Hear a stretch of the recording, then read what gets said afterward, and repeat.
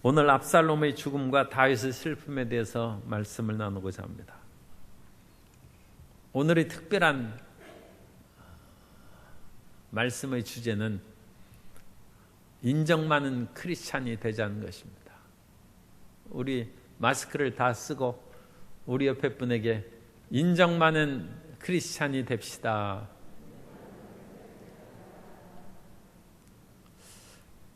크리스찬이 하나님을 생각함으로 사람들에게는 냉정하고 사람의 일을 가볍게 여기는 그런 생각을 한 사람이 간혹 있습니다. 그러나 오늘 압살롬의 죽음과 다윗의 슬픔을 살펴보면서 하나님을 사랑하는 사람은 사람을 사랑하는 것입니다.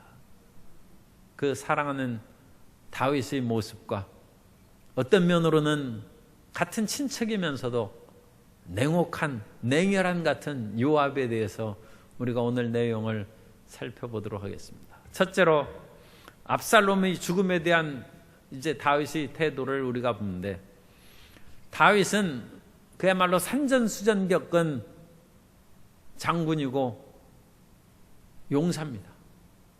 그러므로 자기가 아무 준비도 하지 않냐고 그야말로 맨발로 걸어서 감람산을 탈출할 정도로 그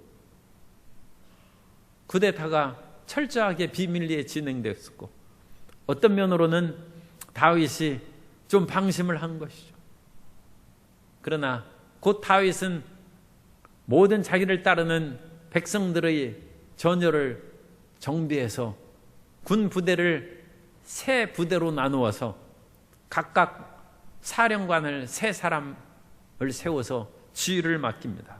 사무엘하 18장 2절에 보면 다윗이 그의 백성을 내보낼세.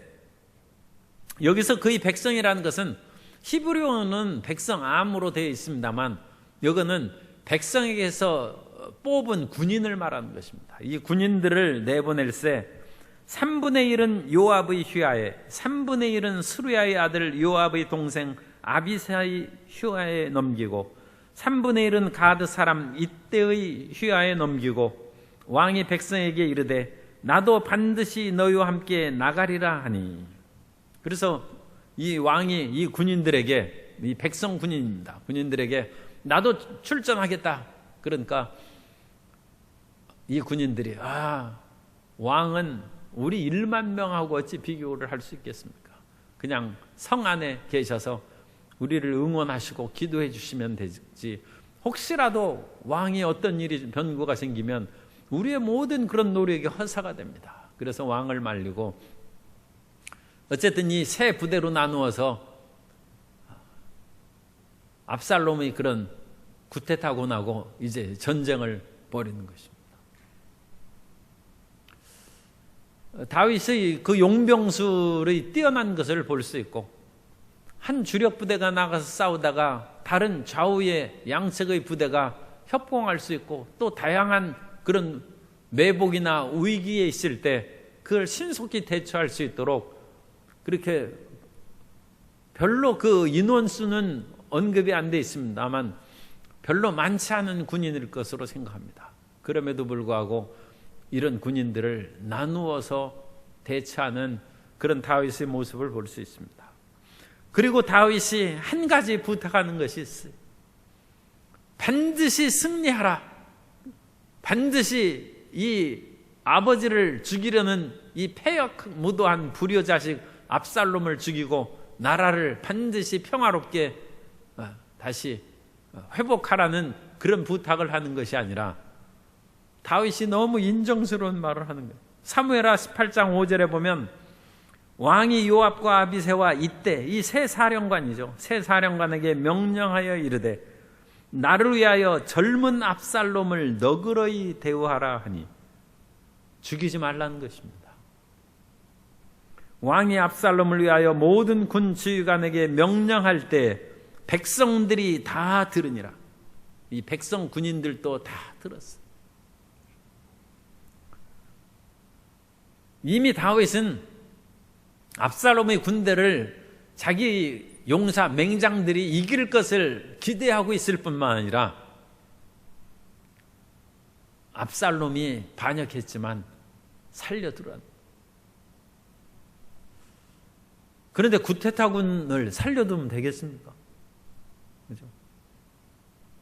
그리고 압살롬은 그와 같이 못된 짓을 하고 그랬는데 그런 아들을 소문을 통해서 들었을 것이고, 왜냐하면 예루살렘에 이미 첩자들이 있지 않습니까? 다윗에게 그 소식을 전하려는 그런 사람들을 심어놨는데 그런 얘기를 다윗도 알고 있을 것입니다. 그런데도 불구하고 이 다윗은 왕이 아니라 아버지로 얘기합니다. 아버지는 자식을 못 죽이는 것이죠. 그렇게 얘기하는데 백성 군인들이 다 들었어요. 그리고 나서 새 부대가 나아가서 그 압살롬의 군인하고 싸웠는데, 압살롬은 전쟁 경험이 뭐 아버지하고 비교할 수 없죠. 뿐만 아니라 이 압살롬은 자기를 옹호하는 친위 부대를 두지 않았어요. 지도자는 자기 자신의 목숨이 중요하기 때문이 아니라 지도자의 목숨이 중요하기 때문에 반드시 친위 세력을 둬야 됩니다. 영국의 그런 그 해리 왕자인가 뭐 그런 왕자가 자기가 왕실에 있으면 너무 그런 모든 것들을 사람들이 경호한다고 사생활이 유지되지 않기 때문에 나는 왕실에서 독립한다고 선언해서 왕실에서 이제 경호를 중지했어요. 그래서 미국 LA에 그야말로 아주 대저택을 또 돈도 없는데 어떻게 샀어요. 하기야 아버지가 부자니까 뭐 그렇게 샀어요. 그런데 그 경호 비용이 엄청나게 많아요. 경호 비용이 수십억에 해당하는 경호 비용. 사설 경호원을 동원해서 왕실에서 이제 시켜주지 않기 때문에 그걸 경호한다는 것입니다. 그래서 그런 유명 연예인들이라든지 우리나라의 그런 지도자들, 그런 은퇴하고 이제 물러났다 할지라도 그런 분들은 이제 국가의 그런 안위와 여러 가지 기밀 사항에 연관되기 때문에 많은 돈을 들여서 그들의 신변을 보호해 줍니다. 이 고대 세계엔 이런 친위 부대가 있어야 돼요. 그런데 압살롬은 어리석게도 전쟁이 맹렬함에 이게 쫓겨가지고 이제 도망치는데 사람이 없어. 에브라임 숲으로에서 싸우다가 이제 도망가게 됩니다. 그런데 18장 9절에 보면 압살롬이 다윗의 부하들과 마주치니라. 압살롬이 노새를 탔는데 그 노새가 큰 상수리나무 번성한 가지 아래로 지날 때 압살롬의 머리가 그 상수리나무에 걸림에 그가 공중과 그 땅 사이에 달리고 매달렸다는 것이죠. 그가 탔던 노새는 그 아래로 빠져나간지라. 지나가다가 상수리나무에 그 머리가 걸렸어요. 그래서 머리가 걸렸느냐? 그럼 목이 걸린 것이죠. 아니면 머리카락이 걸렸느냐? 고대 사람들은 머리카락을 길게 하고 특히 이 압살롬은 머리숱이 많아가지고 그 머리카락이 걸렸다. 그래서 두 가지 견해 중에 머리카락이 걸린 것으로 그렇게 지지하는 견해가 더 많습니다. 자기가 머리카락이 걸렸으면 자기 옆에 이제 그 오늘날의 장군들은 자기 그 적군에게 사로잡히느니 스스로 자기 목숨을 처리하라고 권총을 가지고 있어요. 권총은 남 죽이는 것이 아니라 자기 호신용이고 자기 그 비밀 유지용입니다. 옛날 은장도 가지고 있을 때 은장도로 남을 죽이는 것이 아니라 그건 자기를 죽이는 것이죠. 그러면 압살롬도 그런 그 병기가 있어야죠. 그러면 그것을 해서 자기 머리카락을 그냥 딱 잘라버리면 거기서 밑으로 떨어져서 도망가지 않겠습니까? 그런데 압살롬이 매달렸다는 것을 보고 다윗의 군인들이 쫓아와서 죽이려고 하는데 그 백성들이 다 다윗이 말하는 것을 들었다고 했어요. 이 백성 군인들이죠. 다윗 왕이 명령한 것이니까 차마 죽이지를 못해. 그래서 그것을 좀 떨어져 있는 요압 장군에게 보고를 했어요. 그러면 시간이 상당히 걸렸죠. 그죠? 그런 여유가 있지 않습니까? 그러면 압살롬의 친위 부대가 와가지고 그 구해내든지 어떤 무엇을 써야 되는데 그냥 대롱대롱 매달려 있는 거예요. 압살롬이 전쟁에는 미숙한 것입니다. 그리고 반드시 지휘관은 병기든 자라고 얘기하는 자기의 그런 지키고 호위하는 그런 사람들을 데리고 있어요. 자기가 은밀히 다닌다고 해서 높은 직책에 있는 사람이 혼자 다니고 그래서 내 마음대로 그 편하게 지나가면서 호떡도 사 먹고 팥빙수도 들어가서 사 먹겠다. 그래도 반드시 뒤에서 모르게 지키는 사람이 있어야지. 그것으로 인하여 봉변당하면 국가의 여러 가지 일들이 큰 문제가 생깁니다. 압살롬이 요압이 올 때까지 그냥 대롱대롱 매달리는 거예요. 자기 스스로도 그것을 머리를 잘라가지고 떨어져 낼 그런 그 준비도 없고 다른 구해주는 사람도 없이 그냥 처참한 그런 신세가 돼요. 당시의 노새들은 이제 왕이나 귀족들이 타고 다니는 것인데 그런데 그 노새가 자기를 버렸어요. 뿐만 아니라 압살롬은 머리숱이 아주 많고 오늘날이나 옛날이나 사람들이 머리가 빠지고 숱이 부족하면 그것으로 인하여 고민하고 그러죠. 오죽했으면 대머리는 정한이라 하는 성경 기절이 있겠어요. 그것으로 인하여 사람들을 무시하거나 그러지 말라는 것이죠. 그러나 어쨌든 머리숱이 많은 것을 사람들이 좋아하고 자랑할 수 있어요. 하기야 옛날 제 고등학교 선생님은 머리숱이 너무 많아가지고 그걸 또 불편해 여기더라고요. 물론 그런 사람도 있습니다만 어쨌든 간에 이 압살롬은 자기가 자랑하는 것으로 인하여 자기는 왕 같은 높은 지위를 자랑하고 자기의 외모를 자랑했는데 그런 것으로 인하여 지금 오히려 위기에 빠지고 죽음의 그런 상황에 이르게 됐다는 것입니다. 그런데 압살롬이 매달린 것을 그 부하 이제 군인이 보고를 합니다. 그 보고를 할 때 사무엘하 18장 12절 이하에 보면 그 사람이 요압에게 대답하되 내가 내 손에 은 1000개를 받는다 할지라도 나는 왕의 아들에게 손을 대지 아니하겠나이다. 우리가 들었거니와 왕이 당신과 아비새와 이때에게 명령하여 이르시기를 삼가 누구든지 젊은 압살롬을 해하지 말라 하셨나이다. 아무 일도 왕 앞에는 숨길 수 없나니 내가 만일 거역하여 그의 생명을 해하였더라면 당신도 나를 대적하였으리다 하니. 이 부하 그러니까 이제 중간 부대장 정도 되겠죠. 나는 압살롬 못 죽입니다. 그건 왕이 친히 명령한 것을 우리가 다 들었습니다. 뿐만 아니라 만일 내가 왕의 명령을 거역해서 압살롬을 죽인다면 나중에 왕이 누가 죽였느냐 그것을 문책할 때 요압 당신은 내 밑에 있는 부하가 죽였습니다 하고 나에게 죄를 뒤집어 씌울 것입니다.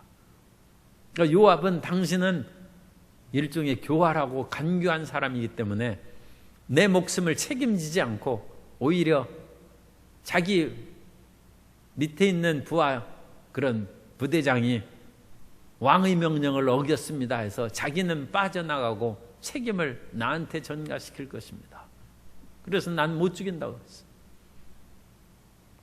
그러자 요압이 그 말을 듣고 내가 너하고 다툴 시간이 없다. 언제 이렇게 머무르고 지체할 시간이 없다 하고 요압이 뛰어서 가는 거예요.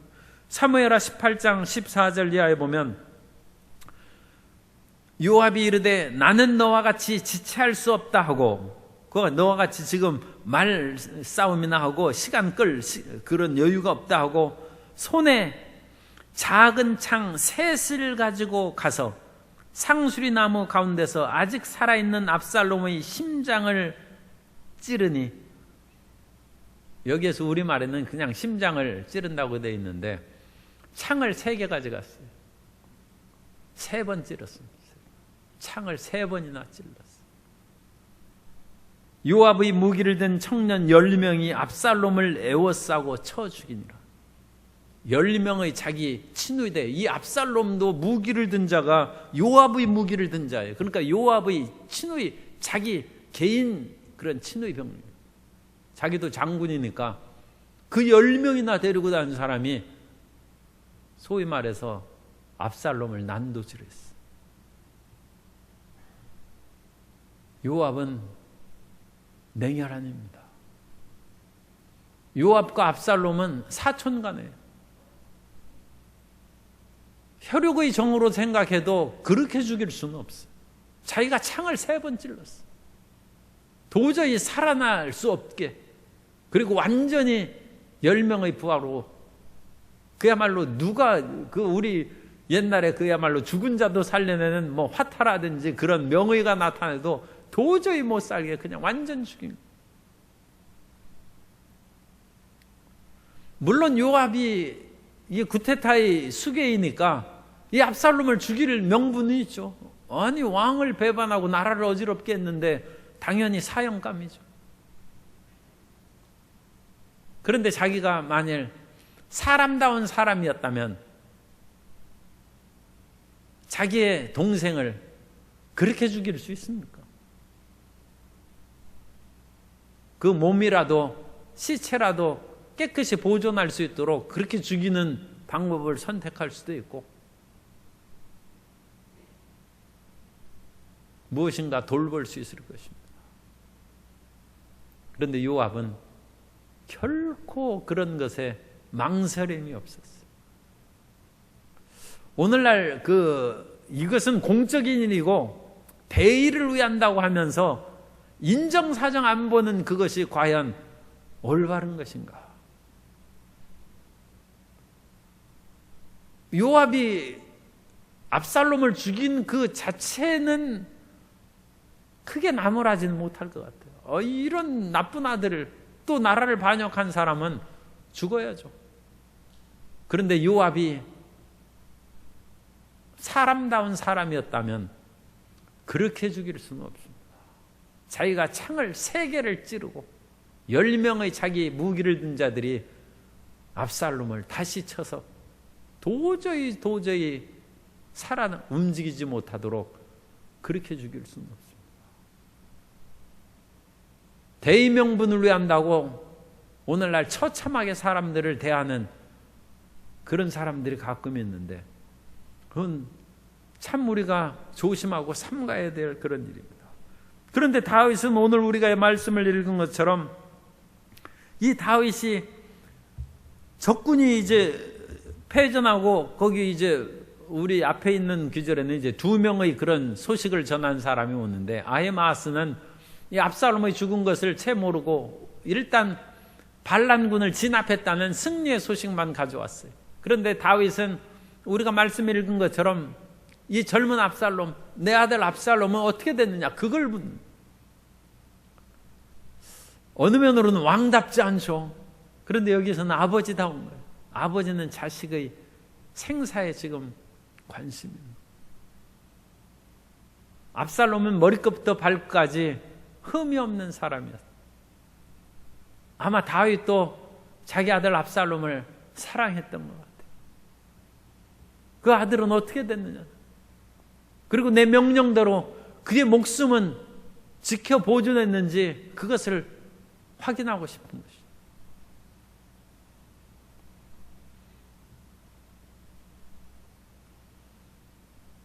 우리 동양에서도 공자가 사랑한 제자가 안회입니다. 그 아내는 집이 무척 가난했어요. 그럼에도 불구하고 아침에 일찍 일어나서 그야말로 온 몸과 마음을 깨끗이 단장한 후에 글을 읽고 학문 연구에 몰두했어요. 얼마나 열심히 공부했던지 30이 넘어서 머리가 백발이 되었다고 했어요. 그러니까 너무 밤새워서 공부하면 이 머리가 백발이 될 수 있어요. 그러다가 죽었어요. 그 소식을 듣고 공자가 하늘이 무너지는 것 같구나. 하늘이 무너지는 것 같구나. 그러면서 대성통곡을 했어요. 그래서 옆에 있는 제자들이 보고 자기들도 제자인데 자기들에 대해서는 아랑곳 하지 않냐고. 아니, 아내가 죽다니. 하늘이 무너지는 것 같다고 통곡하니까 선생님 너무 지나친 거 아닙니까? 그러자 그처럼 학문에 열심을 두고 진실하게 산 사람을 내가 통곡하지 않으면 누구를 위해서 운다는 말이냐. 공자도 굉장히 인정이 많은 사람. 사람이 좀 사람을 보고 좀 울고 좀 그래야죠. 좀 안타깝게 여기고 슬퍼해야죠. 모든 것을 그냥 하나님의 뜻이라고 그렇게 냉혹한 사람은 하나님의 뜻에 절대 순종하는 그 모습은 바람직할지라도 사실은 절대 순종하는 것보다는 마음이 냉정한 거예요. 우리 크리스찬들은 너무 그렇게 냉정하면 안 됩니다. 마음에 사랑이 있어야죠. 인정이 있어야죠. 예수님께서도 나인성 과부가 자기 아들 죽은 거 보고 이렇게 하는데 주님께서 불쌍히 여기사 그 울며 지나가는 과부를 보고 그냥 주님께서 불쌍히 여기사 울지 말라 하시고 관에 손을 대고 사람들이 멈춰서니까 청년아 일어나라 해서 아들을 살려주십니다.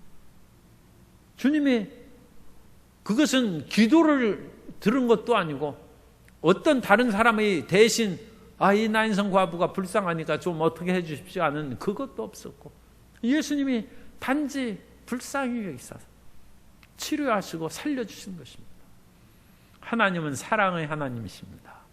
하나님은 우리가 구하기 전에 우리를 도우시고 우리에게 응답하시고 은혜를 베풀어 주시는 하나님이십니다. 그 하나님을 믿고 너무 하나님 앞에 혹시라도 야박하다든지 하나님 무심하십니다. 그런 얘기 절대 하면 안 돼. 무심한 건 우리가 무심한 것이지 하나님은 무심하시지 않습니다. 하나님은 인자와 긍휼이 영원하신 하나님이십니다. 그런데 이 세상에서 이렇게 매몰차고 인정 없는 사람들이 세상에서 많이 활동한 일이 옛날부터 많이 있어요. 그런 사람의 정의 없는 사람들은 절대 지도자가 되면 안 되는데 그런 사람들이 지도자가 되고 재상이 되는 일이 동서고금에 적지 않게 있다는 것입니다. 사람다운 사람이 아닌 그런 사람들이 있어요. 사마천의 사기에 보면 우리가 잘 아는 관포지교가 있죠. 관포지교에 관중이 이제 관중과 포수가의 그런 우정 얘기가 관포지교인데 이 관중이 살던 시대가 춘추시대입니다. 그 춘추시대 제나라의 재상이 관중이 나중에 이제 재상이 되었어요.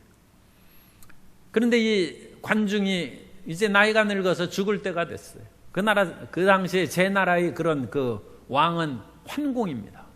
제후죠, 제후. 우리나라로 하면 이 중국에서 제후는 우리나라 땅덩어리보다 더 큰 지역을 다스려요. 그러니까 왕이죠, 이 제후가. 그래서 이 환공이 자기의 재상 관중이 지금 이제 죽어가고 있다는 것을 두고 병문안 겸 국정일을 물어보기 위해서 환공이 찾아왔어요. 자리에 누운 관중을 보고 앞으로 재상이 죽으면 뒷일을 누구에게 맡기는 것이 좋겠는가 묻습니다.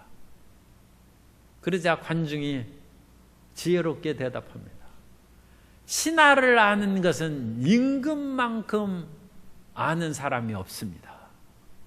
그러니까 자기가 잘난 척하고 그러면 그건 올바르지 못한 것이죠. 왕이 저보다 잘 알고 계신데 새삼 물을 필요가 어디 있습니까? 하고 겸허한 태도를 보이자 왕이 묻습니다.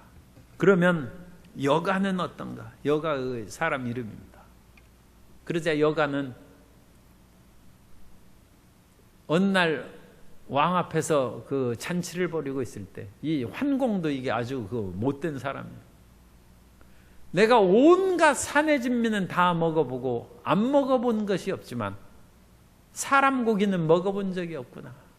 그렇게 얘기하자 이 여가가 자기 어린 아들을 죽여서 그 인육을 드린 그 나쁜 신하입니다. 왕이 하는 것은 무엇이든지 다 해주는 사람이 여가예요.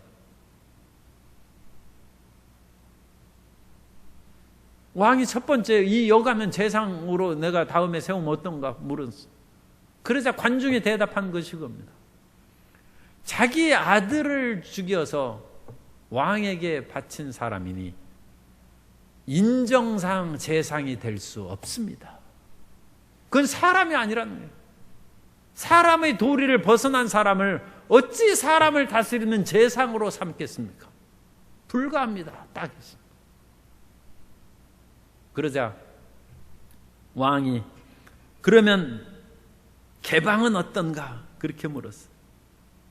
그러자 관중이 개방은 아버지를 반역하여 밀고하고 왕에게 충성했으니 그는 왕에게 충성된 자긴 합니다만 아버지를 버린 사람은 인정상 재상이 될 수 없습니다.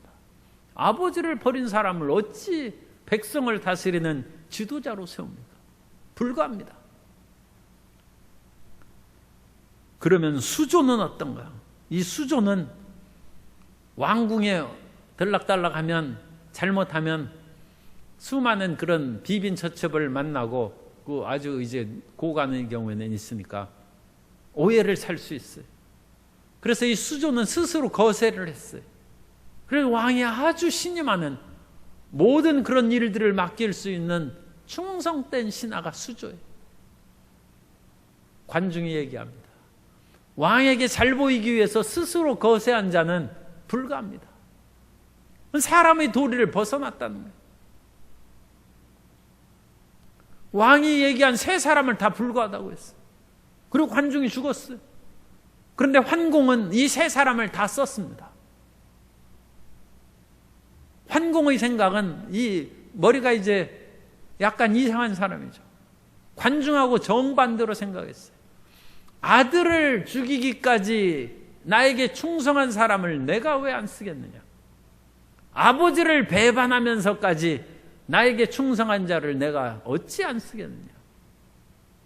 스스로 거세하면서까지 나에게 충성했는데 그 사람을 내가 왜 안 쓰겠느냐 해서 관중의 그 말을 다 뒤집어 버리고 이 세 사람을 재상으로 썼습니다. 그리고 나라가 망했습니다. 인정이 없는 사람은 그 인정은 사실은 거짓된 것이죠. 자기 출세욕과 권력을 유지하기 위해서 사람의 도리를 저버린 것입니다. 아들을 달라고 하면 벼슬을 그만둬야죠. 그게 사람의 도리지. 어찌 자기가 재상이 되고 왕에게 계속 신임받고 죽도록 충성하는 모습을 보이기 위해서 아버지를 배반하고 자식을 죽이는 그런 사람이 어찌 사람다운 사람입니까? 그런 사람이 어찌 재상을 합니까?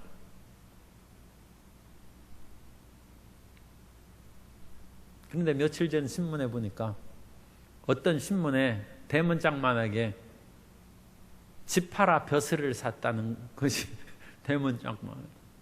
요즘에 고위 공직자 되려면 집이 2채 이상 있으면 안 돼요. 나는 집이 2채 아니기 때문에 아주 적합합니다. 그런데 그런 생각은 없어요. 그런데 거기에 신문에 났더라고. 집 2채 있는 거 팔아가지고 1채만 딱 있게 되니까 지금 고위 공직자로 들어갔다는 거예요. 그래가지고 그 얘기가 나오자 빨리 집을 팔고 아직 완전히 팔지도 않았어요. 판 것으로 계약서만 썼어요.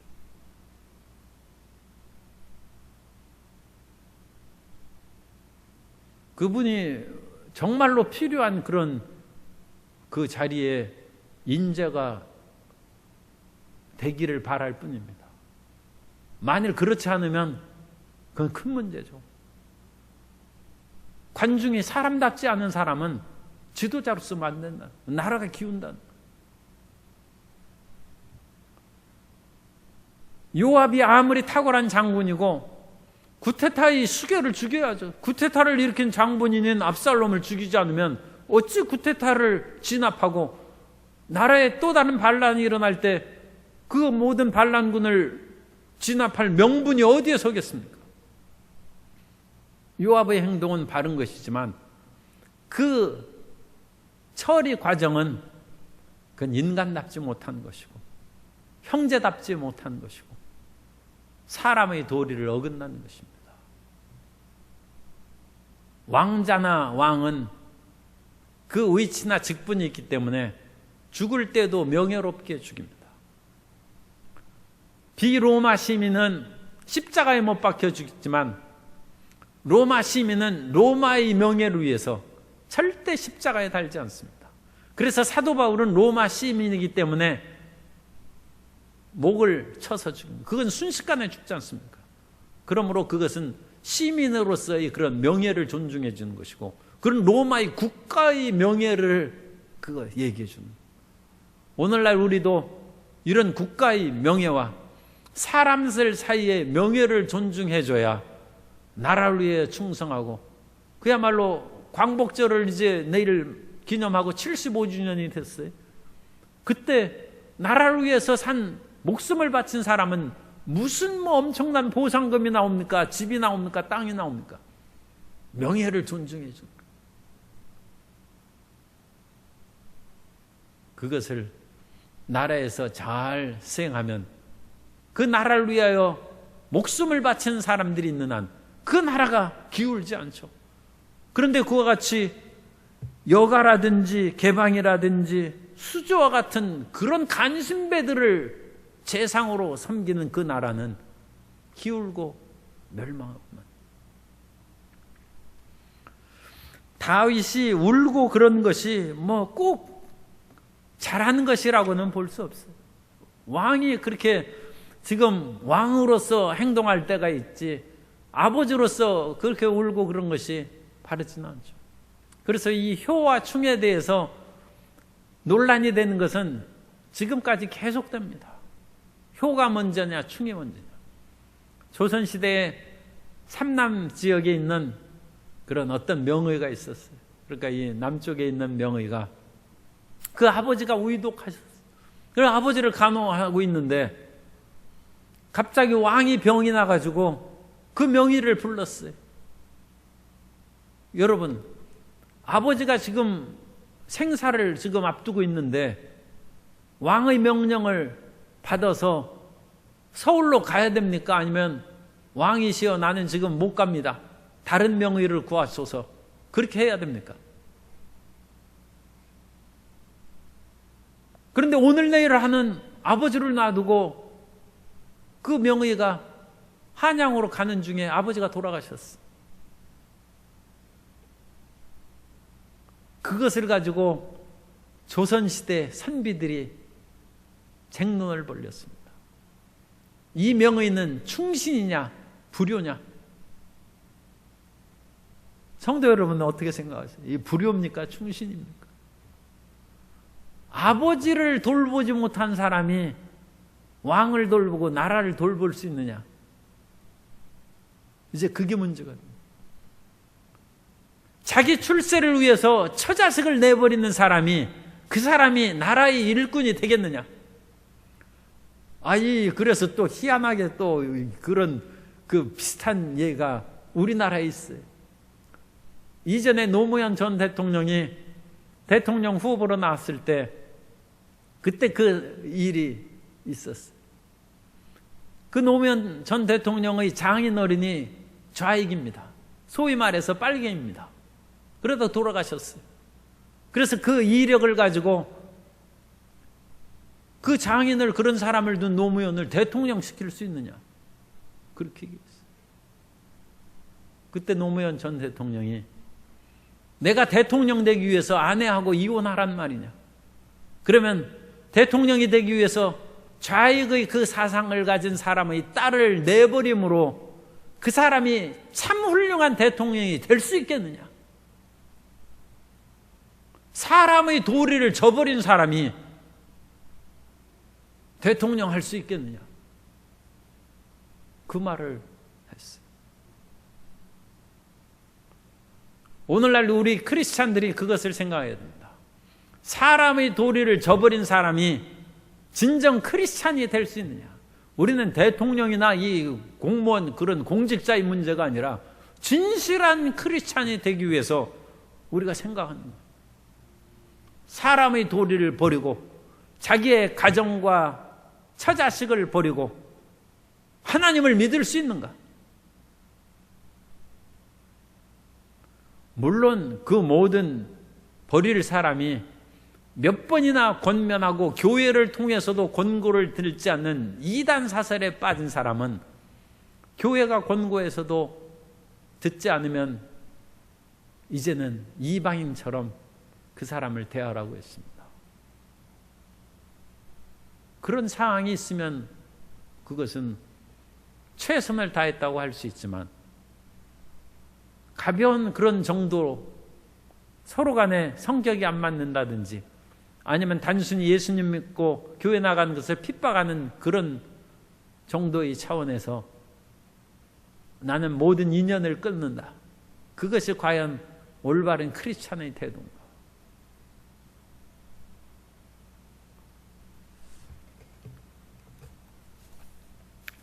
세 번째, 참 사람이 참 지도자가 될 수 있습니다. 그래서 우리는 가끔 하는 것처럼 어떤 직책을 맡고 훌륭한 인물이 되기 전에 인간이 되라, 그 말을 하는데 우리는 참된 사람이 됨으로써 참된 지도자가 될 수 있고 먼저 인간이 돼야 크리스찬도 될 수 있습니다. 다윗은 그야말로 너무 지금 인간적인 그 얘기를 합니다. 그래서 자기 아들 생사만 물어요.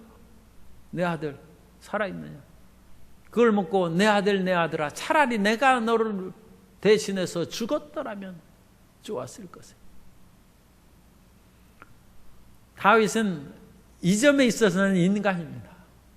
다윗은 괴팍한 사람이 아니고 피도 눈물도 없는 왕이 아닙니다. 자기가 왕이 되기 위해서 자식을 죽이거나 왕한테 잘 보이기 위해서 자식을 죽이는 그런 부류의 사람은 아닙니다. 이 말씀을 우리가 읽을 때 다윗이 앞에서 사울과 요나단의 죽음을 듣고 다윗이 슬픈 노래를 불렀어요. 활의 노래죠. 우리가 사무엘하 1장에서 살펴보면 그게 거짓이 아니라는 것을 알 수 있어요. 다윗은 눈물이 있는 사람이고 정이 있는 사람입니다. 자기를 그렇게 죽이려고 쫓아다녔던 사울에 대해서, 그리고 자기를 사랑해서 목숨처럼 사랑했던 요나단을 위해서 정말 눈물을 흘리고 슬픈 노래를 부를 수 있는 사람. 이스보셋의 군장 아브넬이 요압의 계획으로 인해서 죽었죠. 그때 아브넬을 위해서도 애가를 불렀다고 했어요. 다윗이 계획을 써서 그 당시 남북이 대치해 있었기 때문에 북쪽에 있는 이스보셋의 군사령관을 암살했다. 그런 소문이 두려워가지고 다윗이 거짓으로 슬퍼한 것이 아니라 진짜 슬퍼했겠다. 아브넬이여, 어찌 그 용사의 죽음이 어리석은 자의 죽음 같은 거. 왜냐하면 자기를 죽이려는 아들, 그리고 그 아들은 못된 아들입니다. 그런데 그 아들에 대한 사랑입니다. 우리는 마음에 인정, 이것은 뭐 아가페의 사랑하고는 좀 거리가 있다고 할 수도 있어요. 사람이 인정이 있어요. 사람. 그런데 그것을 내 슬퍼하고 있어서는 안 돼요. 왜냐하면 왕은 왕으로서 또 일을 해야죠. 그러자 요압이 당장 달려왔어요. 그러면서 요압이 이 19장에서 얘기합니다. 왕이시여, 압살롬이 살고 우리가 다 죽었더라면 왕이 좋아하실 뻔했습니다. 아니, 왕이 어찌 그렇게 압살롬이 죽었다는 것을 보고 통곡하고 슬퍼합니까? 그래서 그 소식을 들은 그 다윗의 군대들이 조용히 그냥 자기 집으로 돌아갔어요. 왜냐하면 왕이 그렇게 슬퍼하는데 자기가 승리를 하고 구태타군 물리쳤다고 거기에서 환호하고 기뻐할 수가 없는 것이죠. 요압이 얘기합니다. 목숨을 걸고 싸운 우리가 무엇이 됩니까? 왕이시여 정신 차리라는. 옛말에 에이블비라는 말이 있습니다. 슬프되 슬퍼하지 말라. 사람이 음악을 들을 때 원래 우르그의 그런 음악에서 그 얘기가 나왔대요. 너무 음악을 듣고 즐거할지라도 즐기는 정도로 끝나야지 음악에 심취해가지고 음악에 탐닉하고 타락하면 안 된다. 어떤 음악은 너무 슬퍼가지고 그 슬픈 노래를 듣다가 우울증에 걸린 사람도 있어요. 그 음악 끊어야 돼요. 슬프되 슬퍼하지 말아야 돼요. 모든 거에는 정도가 있다. 즐길지라도 그 즐거움으로 인하여 방탕해서는 안 되고, 그러니까 음악 중에서도 방탕으로 이끌어가는 음악이 있어요. 그건 음악이 아닙니다. 그러니까 올바른 음악이 아닌 것이죠. 사람이 슬플 때도 있고 그 슬픔을 카타르시스 해주는 음악이 있어요. 그러나 그 슬픔으로 인해서 자리에 드러눕게 하는 그것은 올바른 음악이 아닙니다. 그러므로 아버지의 사랑으로 비록 압살롬의 죽음에 대해 슬픔이 다가온다면 슬퍼할 수 있다는 거죠. 전혀 슬픔이 없다. 그것이 이상한 거예요. 슬퍼해야 됩니다. 그러나 그것을 인하여 이제 모든 것 때려치고 나 왕도 안 할래 하면서 그래서는 안 된다. 사람이 인정이 있되 대의를 위해 살아야 된다. 그래서 다윗은 마음을 추스르고 문 앞에 앉았다고 했어요. 그러니까 이 성문 앞에 앉으면 성문에서 재판도 하고 여러 가지 일을 행합니다. 왕이 성문에 앉아 계시다 하는 것을 백성들이 듣고 그제서야 집으로 조용히 돌아갔던 사람들이 왕 앞에 나오기 시작했다. 19장에는 그렇게 나와요. 그 모든 사람이 이제 일종의 개선 행진을 하는 거예요. 그럼으로써 백성의 마음을 추스르고 그들에게 기쁨과 희망을 주었다는 것입니다. 우리 크리스찬들은 인정이 많은 크리스찬이 되어야 되지만 그 인정에 의해서 사명을 그르칠 수 없어요. 그러니까 이 두 가지 어려운 것을 우리는 겸비해야죠. 사람 인정도 있고 대의를 위해서 살아야 돼요. 사명을 위해서 살아야 돼요. 그러면 참으로 사람다운 사람이 크리스찬이 된 것이고, 그런 사람다운 크리스찬이 된 것이 사람들에게 전도의 열매를 거두게 될 것이고 놀라운 열매를 얻게 될 줄로 믿습니다. 하나님을 경외한다고 결코 사람을 무시해서는 안 됩니다. 요한일서 4장 20절에 보면 누구든지 하나님을 사랑하노라 하고 그 형제를 미워하면 이는 거짓말하는 자니 보는 바 그 형제를 사랑하지 아니하는 자는 보지 못한 바 하나님을 사랑할 수 없느니라. 사람을 많이 사랑하시기 바랍니다. 그것이 하나님 믿는 것입니다. 사람을 따뜻하게 대하는 것이 하나님을 기쁘시게 하는 것입니다.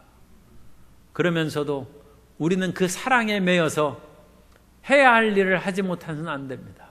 우리는 울면서도 농부는 씨를 뿌리러 나아가야 되고 학생은 눈물을 흘리면서도 공부를 해야 되고 아무리 고통과 슬픔이 있어도 눈물을 흘리면서 가정주부는 아침을 지어야 되고 아빠는 회사에 출근해야 됩니다. 사무엘상 6장 7절 이하에 보면 그러므로 새 수레를 하나 만들고 멍에를 메어보지 아니한 젖나는 소 2마리를 끌어다가 소에 수레를 메우고 그 송아지들은 떼어 집으로 돌려보내고, 이 벳세메스의 암소 얘기입니다. 그래서 젖먹이는 어린 송아지들을 놔두고 암소에다가 하나님의 언약궤를 싣고 벳세메스로 보내는 것입니다. 그때 12절에 보면 암소가 벳세메스 길로 바로 행하여 대로로 가며 갈 때에 울고 좌우로 치우치지 아니하였고 블레셋 방백들은 벳세메스 경계선까지 따라가니라. 어찌 소가 문제겠습니까? 우리 인생에 울고 눈물을 흘릴지라도 우리는 하나님이 맡기신 일을 행해야 됩니다. 나는 눈물이 전혀 없어. 그런 사람 되지 말라고 오늘은 말씀하는 것입니다. 나는 눈물을 흘려서 나는 구역장이니 남녀 선교에 봉사 못해. 그러면 안 돼. 울면서라도 일을 해야 돼. 울면서도 일을 해야 돼. 정의 있는 크리스찬이 되고 감정을 죽이지 말고 하나님의 사명을 수행하는 하나님의 신실한 일꾼들이 다 되시기를 예수님 이름으로 축원합니다.